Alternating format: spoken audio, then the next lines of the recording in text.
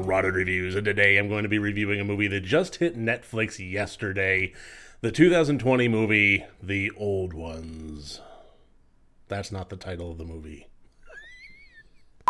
The 2020 movie, The Old Ways. Now, before I get into this review, I do want to point out that today is the last day of the 20% off everything sale at the Rotted storefront. Get yourself some low to mediocre grade stuff and support the channel. Thank you. On to the review. So I had no idea what this movie was about. It just looked a little bit interesting, and I went ahead and kicked it on last night, and I'm still kind of struggling as far as how I feel about it. Directed by Christopher Allender and written by Marcos Gabriel, this follows the character of Christina, played by 𝗘𝗾𝗂𝗶𝗽𝗺𝗀, who is a reporter. And she goes to her old hometown in Veracruz for some, well, honestly, flimsy reasons, but basically at one point wakes up chained to a bed, locked in a room, and being evaluated by Javi, played by Sal Lopez, basically trying to determine if there's a demon inside of her. And to find that out, he hands the reins over to the Bruja, played by Julia Vera. And the Bruja does indeed find a demon embedded within Christina, so the entire rest of the movie takes place in that room for the most part, as the exorcism takes place and trying to get this demon out of her. Meanwhile, she's skeptical about it in the first place, not really feeling any different. In fact, not really feeling much of anything whatsoever, aside from pissed off the fact that she's basically kept captive here and subjected to all manner of inhuman treatment, such as being force-fed goat's milk and having to go to the bathroom in a bucket. And so, being a horror movie, of course there's more going on here than Christina expects, and the movie takes place within that conflict. This movie had a whole lot going for it, I'm not going to lie. There were several parts about it that I found entirely captivating. I'm a little bit 50-50 on the whole exorcism thing in the first place, to be absolutely honest. I think it can be an interesting plot element. I think, obviously it's been done very well in the past, but it's also been done very poorly. The notion of it being an exorcism movie isn't an automatic win for me. It's still something that it kind of has to earn through the characters and through the plot. But being an exorcism movie, I did find this one to be fairly captivating in that aspect. As the movie would imply by its title, this does fall back on some old ways. The Bruja going through her motions and so forth.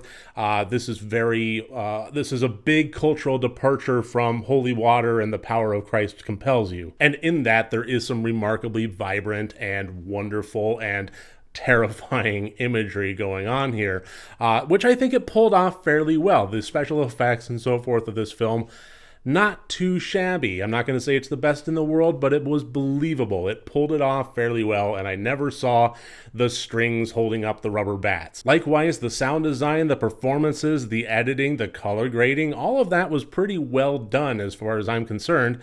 But somehow, some way, I would be lying if I said that this movie really gelled for me completely. This is a weird situation for me where I have to admit that the entirety of the movie doesn't quite add up to the sum of its parts. If I had to try to nail down a reason, I would have to say that for me, what it came down to was the character of Christina herself. And I'm not going to say it was the performance so much as how it was written. Everything about this, considering that she was kind of the storyline hub, even then, it was kind of stuff that was happening to her. It was very reactionary as opposed to proactive. As Stephen King put it in his book of The Shining, where Jack Torrance is up on the roof and gets attacked by the Hornets, Christina is a character that very much lives her life in the passive sense. She's not doing things, things are happening to her. And I found it a little bit difficult to really engage on that level.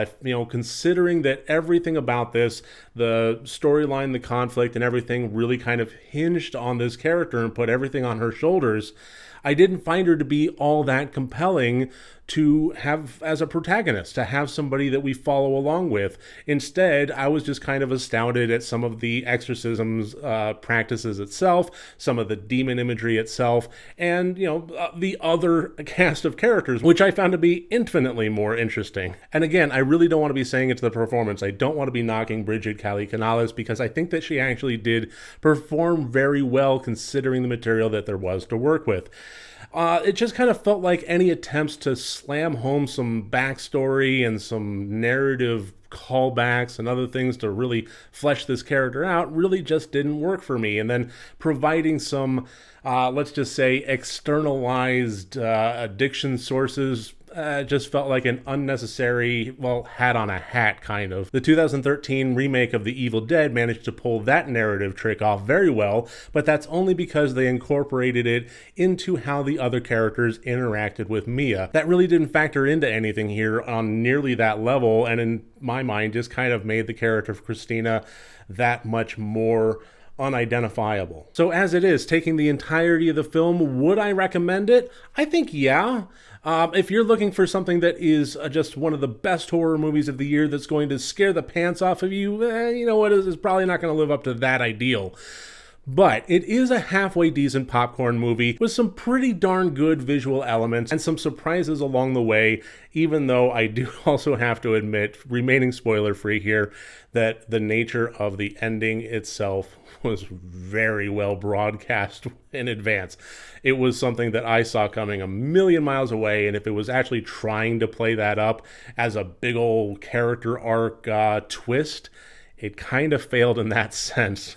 But I don't really think it was necessarily trying to be a twist. I think it was just trying to be a little bit surprising, trying to give a little bit of an edge in there. And I didn't really feel deflated by the fact that I had that figured out well in advance. So yeah, I think that I would recommend The Old Ways. It was a decent enough horror movie. I would say a solid B- effort, and sometimes that's good enough for a lazy Friday night where you just want to pop some popcorn, snuggle up with your loved one, and watch a good little scary movie. Yeah, if you already have a Netflix subscription, give it a whirl. But I would say that it's probably not worth diving into a Netflix subscription for if you don't already have one. It's not quite on that level. So thank you very much for joining me here today. I look forward to seeing you on my next review. Remember, next time you want to watch a horror movie, first make sure that it's good and rotted.